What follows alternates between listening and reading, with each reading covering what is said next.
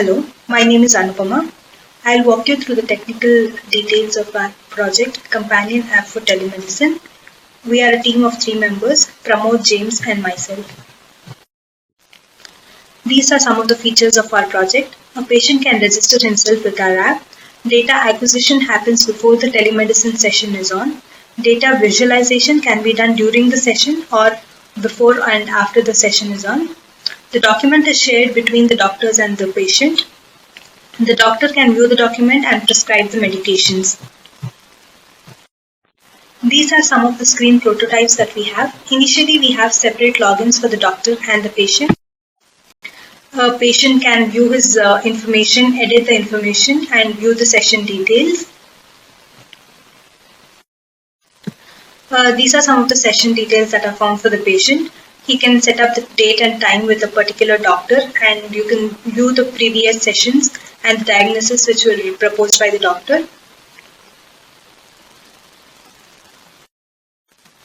Similar to the patients, we have doctor information. The doctor can also edit his information, view the sessions and upload the reports and the prescriptions to the patients. He can view the patient details and the diagnosis which were for the sessions done before. And he can schedule a session with the patient. This is the screen when the live session is going on. We can view the live video and the patient details on the right hand side. On the left hand side, we have different tabs for report comparing the results of the previous sessions and the prescriptions suggested by the doctor to the patient. So coming to the app definition, for our app, the example user inputs are sugar level and blood pressure of a patient. There needs to be a resource mapping for these user inputs and the data accepted by the FHIR resources. So there needs to be a data definition that needs to be defined. Visualization for the difference in values between the two sessions are provided by our app. This is the proposed architecture. We will be using JavaScript for the doctor and patient side apps. We will be using the Smart on FHIR for the web app development. We will have an instance of a FHIR hosted and the Smart will run on it. At the client side, we will be using JavaScript. We may need a separate database to store the session related information. We will use the native JavaScript adapter on Smart. For visualization, we will be using the D3 JavaScript and native JavaScript based tools. For UI, we will be using the HTML and CSS. Once the patient uploads the data, we will use CRUD operations to post the request on the FHIR server. We will use smart data generation tools to update users' data. We will host our FHIR server in the Amazon Web Servers instance. This is the architectural diagram as seen in the proposed architecture. On the server side, we have the FHIR server which contacts the FHIR database. The Smart on FHIR will contact the FHIR server. On the client side, we have a JavaScript client. We have the Smart on FHIR client on top of it. We will develop our apps, the doctor side and the patient side, two different apps on the Smart. There is a authentication provided by OAuth on Smart.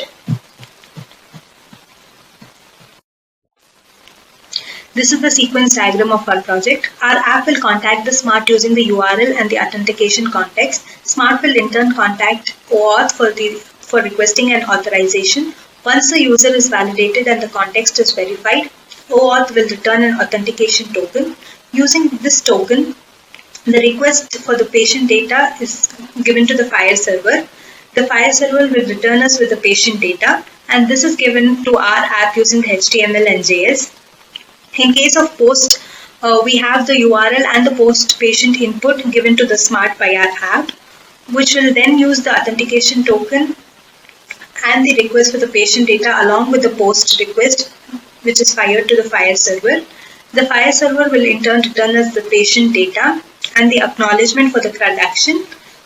The Smart will help us provide this information to our app using the HTML and JS.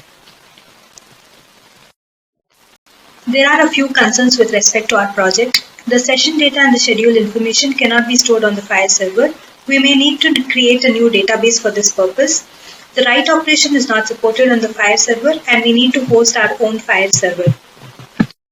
This is the GitHub repo. This is the updated Gantt chart for our app.